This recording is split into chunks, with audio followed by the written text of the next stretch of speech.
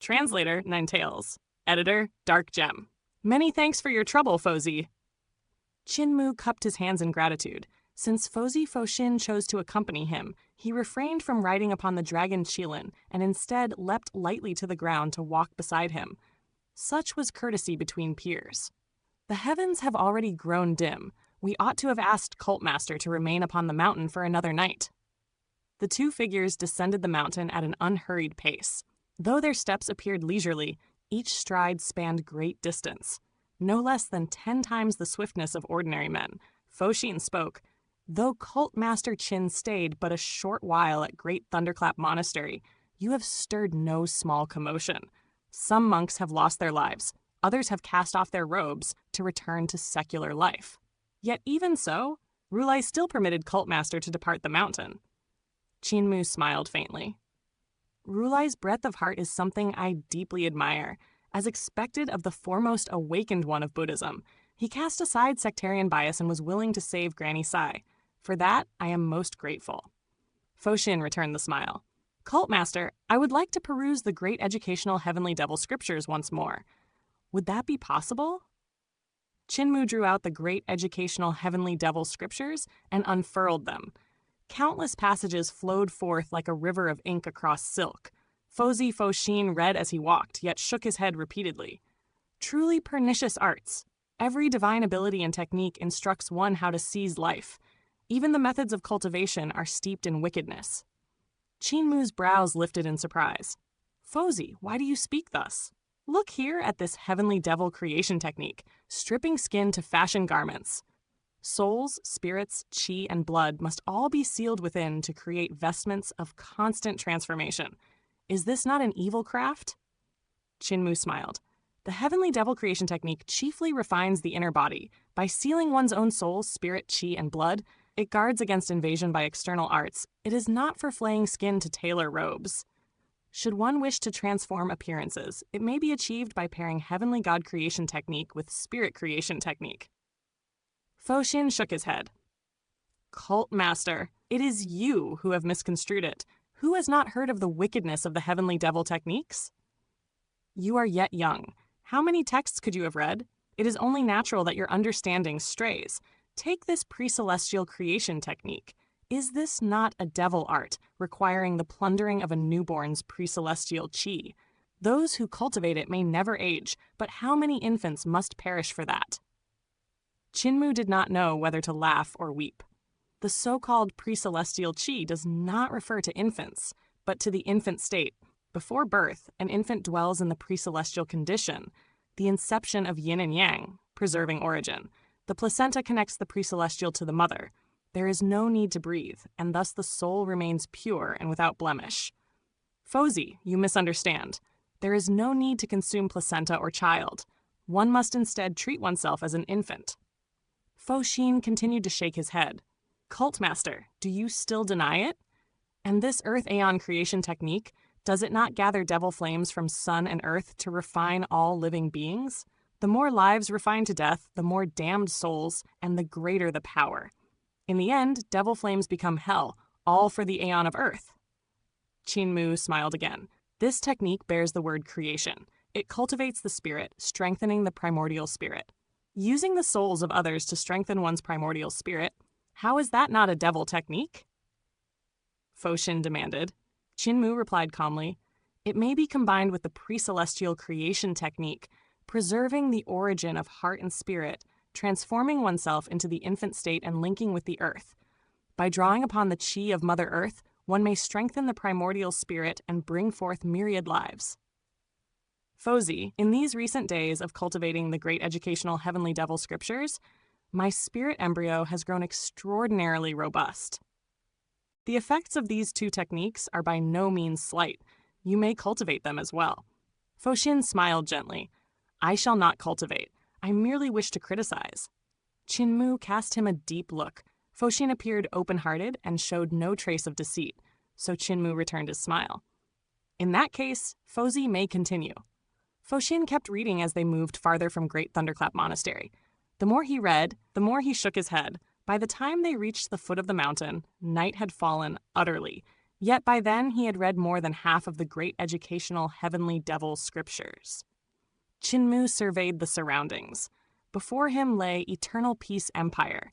Had he descended the opposite slope, they would have faced the great ruins. But cloaked as it was in darkness, none could set foot within. The new year had passed. It was the second month. Stars were sparse in the heavens, yet the moon shone bright, a slender crescent casting serene radiance brighter than usual. Near Great Thunderclap Monastery, eminent monks had long dispelled the dark clouds overhead. Thus, the sky here was exceptionally clear. Villages nearby held faith in Buddhism and worshipped the Buddha. The lands, however, belonged to Great Thunderclap Monastery. The people tilled as farmers, owing no rent to the imperial court, yet offering tribute to the monastery for use of the fields. Chinmu intended to return to eternal peace, first to continue his cultivation, second to manage the Heavenly Saint cult. Li Tianxing had likewise fled toward Eternal Peace Empire after escaping the Thousand Buddhas pagoda. Fo Xin still read as they reached the mountain gate. A monk guarding it sat beneath a lantern, while beside him lay an Elifur's strange beast asleep. Nearby were retainers who rose at once upon seeing them. Fo Xin approached to inquire their origin, and one replied, "We are retainers of the Crown Prince. Being ordinary men, we cannot enter the monastery and must remain outside to wait. I escort the devil cult master down the mountain and cannot entertain you. Forgive me." Fo Xin summoned the Elifur and led it forth. "Cult Master Qin, I require but another hour to finish reading. If Cult Master does not mind, I shall continue to escort you. The Elifur of Great Thunderclap Monastery listens to Dharma year-round and possesses profound cultivation. It can surely match your Dragon Chillin." Chinmu smiled. "That is best." The Elifur and Dragon Chillin advanced side by side. Behind Fo Xin's head, Buddha rays manifested, illuminating the great educational heavenly devil scriptures, so he might continue studying. "Devil cult master?" The retainer's eyes gleamed. "Which devil cult master?" The gate monk replied, "Who else could it be? Cult Master Qin of Heavenly Devil Cult. He arrived in tempestuous fashion and bewitched many monks to return to secular life. In these past days, monks have continuously descended the mountain to resume worldly existence, some of them my senior uncles." The retainers exchanged glances and smiled. "Merit falls into our hands. Heavenly Devil Cult slew Sun Nantuo and destroyed Nantuo Monastery, and we meet him here of all places. Come, let us seize our merit." "Good sirs, do not commit evil or kill. Do not harm Fozi," the gate monk cried anxiously. The retainers laughed. "Fear not." Chinmu sat upon the Dragon Chillin's back, gazing up at the moon as he rose and fell with the beast's gait. It was the 8th day of the second month, and the crescent curved like a blade. At last Fo Xin exhaled in relief and returned the great educational heavenly devil scriptures. "This little monk has finished reading. Truly, they are a devil classic. Why does Cult Master Qin gaze so intently at the moon? There is no moon in the great ruins." Chinmu withdrew his gaze and gently touched the scriptures. They coiled back into a ball of thread. He smiled. "Thus, whenever I see the moon, I find it wondrous and entrancing. Moreover, I wish to see the boundary of Great Thunderclap Monastery." Fo Xin paused, puzzled. "The boundary of Great Thunderclap Monastery?" Chinmu nodded. As the moon passed behind dark clouds, he leapt from the Dragon Chillin. Half his landing place lay bathed in moonlight, the other half swallowed by shadow. "The boundary should lie here. Observe Fozi. Within their territory, the eminent monks have cleared all dark clouds. Those above us belong to Eternal Peace Empire and are unrelated to the monastery." Fo Xin descended from the Elifur and examined sky and earth. "I never knew Great Thunderclap Monastery possessed a boundary. In that case, a boundary stone should be nearby." Chinmu's interest stirred. "Let us seek it." Youthful spirits aflame, the two searched. Before long, they found a shattered cliff, the remnant of a 30-yard peak, half cleaved away. Upon it were carved the words, "Great Thunderclap Monastery Boundary." Fo Xin clapped his hands and laughed. "There truly is such a stone. Though I am a monk here, I have never heard elders mention it. Cult Master Qin, I have heard that Heavenly Devil Cult does not cultivate the heart and imposes little requirement upon one's mental state. Your techniques advance swiftly, but because you cultivate arts and not the heart, you are easily possessed by devils." Standing before the boundary stone, Qin studied the calligraphy. Such words are indeed spoken. Foshin's eyes flickered. Buddhist arts cultivate the heart. If we were to add the swift advancement of the great educational heavenly devil scriptures, would it not be perfect? Qin still examined the stone. I do not know. Foshin looked at Qin back. Qin looked at the stone. Neither spoke further.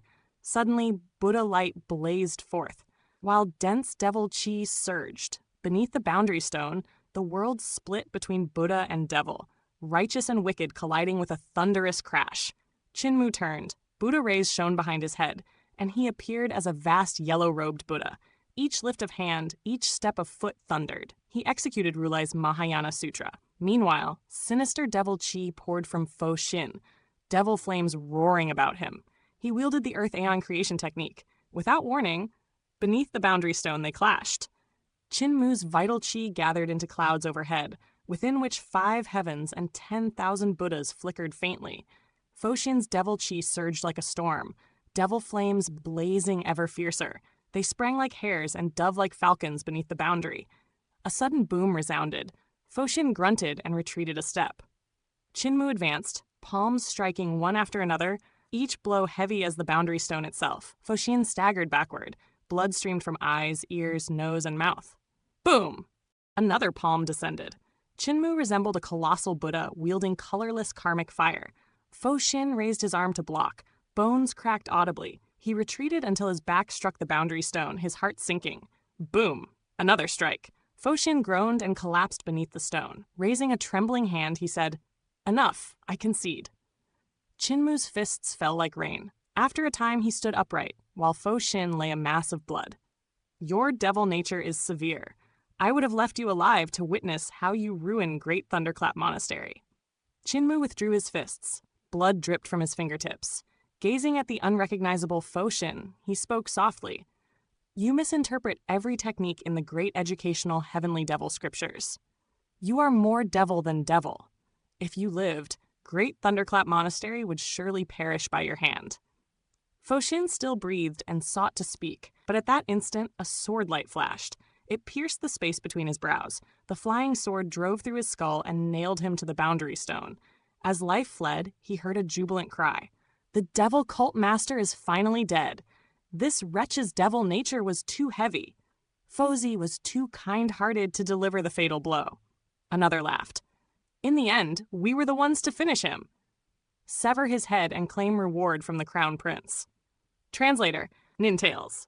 Editor, Dark Gem. Qin eyes widened, his heart jolting as though struck by thunder. A grotesque and tangled feeling surged within him, leaving him uncertain whether to laugh aloud or break into tears. In that very instant, the streak of sword light had brushed past him and shot unerringly toward the heart between Foshin's brows, piercing straight through his skull. Even had he wished to intercept it, there was no time, no breath in which to act. That sudden flash of sword light had originally been meant to slay him, the heavenly devil cult master. Yet, when he had crossed hands with Foshin, he had invoked Rulai's Mahayana Sutra, and Buddha rays had burst skyward from his crown, while Foshin had wielded the great educational heavenly devil scriptures. His devil nature surging violently, the master of that flying sword stood more than a mile distant. Beneath the hazy wash of moonlight, he had merely discerned the radiance from afar, and judging by the brilliance alone, had sent his sword forth. Thus, Foshin's life was taken in error. The Crown Prince's retainers were men of formidable attainment, orthodox in their sword cultivation, their techniques upright and untainted. Moreover, Foshin had already suffered grievous wounds under Qin hand. Struck so carelessly at such a moment, he lost his life just like that. Beside the boundary stone, the dragon Qilin had been glaring at the Elefure, the two strange beasts poised like thunderclouds before collision. Yet before they could so much as clash horns or claws, the battle had already concluded. The Elefure had breathed a sigh of relief upon seeing Qin refrain from killing Foshin, yet to its astonishment, a sword light descended from nowhere. So sudden was it that the Elefure had no chance to react. Figures began streaking through the night sky. Qin did not hesitate. He retreated in a single bound onto the dragon Qilin's back. When the Elefure beheld Foshin's lifeless form, Its mind fell into utter turmoil, and beneath the dragon Qilin's fierce aura, it stood overwhelmed. Qinmu settled upon his mount's back, and the dragon Qilin at once turned tail and fled, fire clouds billowing beneath its hooves as it tore through the night. "That head is mine!" One of the crown prince's retainers roared. "None of you will steal my merit!" He descended beside the boundary stone and wrenched his flying sword free from between Foshin's brows. As he prepared to sever Foshin's head, he faltered, stunned. Why? Why does he have no hair? The other retainers arrived in pursuit, only to stare in bewilderment at the sight of Fozi astride the dragon Qilin, fleeing into the distance, while the Elefure of Great Thunderclap Monastery stood frozen where it was. Qinmu turned his head beneath the cold moonlight, the Heavenly Devil Cult Master smiling faintly at the Crown Prince's retainers. That smile seemed to drag their hearts into a bottomless abyss. Heavenly Devil Cult Master! An icy chill coursed through the retainer's limbs as realization dawned. If the one fleeing upon the dragon Qilin was the Heavenly Devil Cult Master, then only one identity remained for the corpse lying beneath the boundary stone. They stiffly turned their necks and saw the retainer who held the sword standing helplessly. He stretched out a trembling hand to cover the sword wound at Foshin's brow, but it was futile. Rising, he thought to drag the body away, yet as he turned, he found the gazes of his companions fixed upon him. His wits scattered, he looked once more at Fozi's corpse beneath the boundary stone. Then back at the others. Again he looked at the corpse, and again. Thrice his head turned in disbelief. "What should I do?" His voice trembled, almost sobbing. "We came together. You cannot abandon me. If you betray me, none of you will survive either. Killing Fozi is a grave offense. The Crown Prince will execute you all." The others were equally at a loss. Then one swallowed hard, his throat parched. "We might as well see it through. Burn the body, erase all traces, and place the blame on the Heavenly Devil Cult Master. He already carries more sins than can be counted. One more will not matter." A voice from the crowd reminded them, but that Elefure witnessed everything. All eyes turned toward the Elefure. Then kill the deer. Leave no witness. They moved as one. Flying swords burst from their sheaths, streaking down from the heavens like a rain of blades. Descending upon the Elefure, the Elefure's body shuddered as it revealed its true form, swelling dozens of times larger. It charged through the storm of swords, heedless of the blades. They pierced its hide, but could not reach its vital organs. A thunderous crash resounded as its massive antlers skewered two men and smashed them against the boundary stone. Fresh blood splattered, staining the stone anew. The remaining two leapt skyward in alarm. But the Elefure was no common beast. It bore the face of a horse, the hooves of an ox, the tail of a donkey, and the antlers of a deer. For nearly 200 years it had listened to the Dharma within Great Thunderclap Monastery, cultivating extraordinary strength beyond compare. With a violent shake of its head, its antlers flew free. One antler pierced a man's chest, pinning him to the earth. In the same breath, the Elefure closed the distance to the other and crushed him beneath its hooves. Another shake of its head, and the antlers returned to its crown. Casting one last look at Fozi's corpse beneath the boundary stone, the Elefure turned and sprinted back toward Great Thunderclap Monastery. Though countless flying swords still lodged within its flesh, they were but superficial wounds. Its speed did not falter. Not long after, dawn's light began to spread across the sky. Several elderly monks, guided by the Elefure, arrived at the boundary stone. Their expressions darkened as they surveyed the scene. "Fozi has fallen like this." A yellow-robed elder frowned deeply. "The sword wound was inflicted by the Crown Prince's retainers. It does not bear the style of the Heavenly Devil Cult."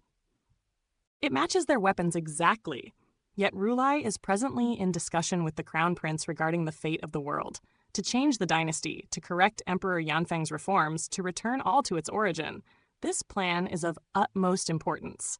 If it were ruined by this matter, it grieves us that Fozi has perished, yet only his mortal shell is gone. He is freed at last from the sea of suffering." Another elder monk said solemnly, "We must not allow Fozi's death to disrupt a plan of such gravity. Rulai need not be informed. It is sufficient that we Arhats of the Hall of Arhats know of this. But Fozi is dead, and the Crown Prince's retainers are dead. This cannot be concealed from them. We shall report to Rulai and the Crown Prince that the heavenly devil cult master committed this deed. Fozi, in goodwill, escorted him to the Boundary Stone, only to be ambushed and slain. The Crown Prince's retainers intervened to save him and were ruthlessly killed as well. The yellow-robed monk's expressions shifted, and Arhat cried out, "A monk must not lie." The old monk's long brows fluttered as he sighed. "There is no need for you to speak. I will bear it. Afterward, I shall return to lay life and depart the monastery. Compared to the future of Great Thunderclap Monastery, what is my reputation worth? Excellent, excellent.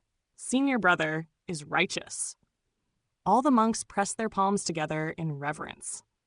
When the Arhats returned to Great Thunderclap Monastery, old Rulai had concluded his discourse with eternal peace, Crown Prince. Rising to see him off, he said, "Your Highness must return to the capital at once. If the Emperor dies and the realm is left without ruler, the other princes may seize the throne in your absence." Eternal Peace Crown Prince answered gravely, "Buddha speaks truly." At that moment, the long-browed monk stepped forward. "Revered one of the world, the heavenly devil cult master has committed great evil. Fozi escorted him out, yet was slain. The Crown Prince's retainers went to rescue Fozi and likewise perished, their souls ascending to paradise." Eternal Peace Crown Prince was incensed. "That devil dares such audacity? I had not sought trouble with him, yet he kills my men. Buddha, he has even slain Fozi. His arrogance knows no bounds. We cannot let this pass." Old Rulai glanced at the Arhats. They lowered their heads, silent. "Your Highness need not concern yourself. Return to the capital swiftly. Great Thunderclap Monastery shall handle the matter of the heavenly devil cult master." With a warm expression, old Rulai turned to the long-browed monk. "Chang Mei, how long have you served in the Hall of Arhats?" "Revered one of the world, 209 years. "In that case, you shall settle the matter of the heavenly devil cult master. For this, I permit you to return to lay life." Monk Chang Mei trembled violently. Lifting his gaze, he saw that old Rulai had already turned away to address the Crown Prince. "Your Highness, return without delay." The Crown Prince assented and hurried down the mountain, pondering, "This Buddha is truly unfathomable." Monk Chang Mei gathered his belongings and descended the mountain as well. "Old Rulai knew I had lied and expelled me from the monastery without my speaking of it, truly worthy of the enlightened one. Such a realm I shall never attain. I can only use this body to do more for Great Thunderclap Monastery." After walking some distance, a voice drifted from the sky. "Monk Chang Mei, why not come with me?" He looked up to see a luxurious flying ship suspended in the heavens, the Crown Prince standing at its prow, beckoning. His heart stirred. Rising into the air, he landed upon the deck and bowed. "Your Highness, I am no longer a monk. My secular surname is Su. My given name?" He paused, then laughed. "I have not used it in over 200 years. I have forgotten it. Please forgive me." "Half monk, half layman. You are Su Chang Mei," said Eternal Peace Crown Prince. Su Chang Mei thanked him. "I shall use this name." "Why has your Highness summoned me?" "The heavenly devil cult master." The Crown Prince said, "This devil is cunning beyond measure. Even son Nantuo perished to his schemes without trace. When Imperial College dismissed and he journeyed alone toward the great ruins, I spread word to lure experts to hunt him, yet he still escaped alive. I have received news that Lu Wenshu of Poor Logic Sect, Wanderer Qing Yu, Arhat Pu Shan, Taoist Kuye, and even Taoist Qing Shan were slain. The heavenly devil cult's power rivals Great Thunderclap Monastery. If you pursue him rashly, I fear you will suffer." Su Chang Mei's heart quaked. Lu Wenshu, Wanderer Qing Yu, renowned figures. Especially Taoist Qing Shan, a righteous cultivator of life and death realm whose strength rivaled his own. Even Taoist Qing Shan had fallen? The Crown Prince continued, "I waited here to advise you. Do not act in haste. You seek not an ordinary man, but the cult master of the foremost sacred ground of the devil path. Come with me to the capital and plan carefully." Su Chang Mei nodded. "Your Highness, Fozi's death must be avenged." The Crown Prince smiled. "I seek not only his head, but the complete eradication of the heavenly devil cult. Surely Great Thunderclap Monastery would agree. Though you are no longer an Arhat, once I ascend the throne, I shall permit you to found your own sect, to be its abbot. to become a Buddha. Within Kunlun Jade Void Mountain's Dao sect, a Dao child rushed to Dao Master. Dao Master, Rulai has come! How many accompany him? 1. Old Dao Master exhaled. Then he does not come for battle. Quickly. No, I shall greet him myself. Soon old Rulai and old Dao Master sat face to face. Attendants dismissed. I have met Eternal Peace Crown Prince, old Rulai said without preamble. Old Dao Master's heart stirred. The Crown Prince is inferior to His Majesty. He lacks the makings of a wise ruler. His Majesty governs too well. That is why this natural disaster has come. Dao brother, behold this snow calamity. How the people suffer. Would you invite a greater one? Your Dao sect has records from the Morning Emperor Emptiness era, does it not? Old Dao Master murmured. You call it Morning Emperor, Emptiness era, Emptiness calamity. We call it Founding Emperor, Founding Emperor era, Founding Emperor calamity. I have seen those records. The flourishing divine kingdom reduced to ashes, countless lives extinguished. I am concerned. After a pause, he continued, a small nation with few people, discarding what is called sacred orthodoxy. This is the lesson of that calamity. In small lands with small populations not bound to so-called sages, people may live simply and contentedly. Was it not well in former days, when such lands obeyed their sects? We require a new emperor. Better a dead emperor than all living things dead, said old Rulai. Dao Master glanced at him. What benefit did the Crown Prince promise you? Old Rulai shook his head. None. Dao Master smiled faintly.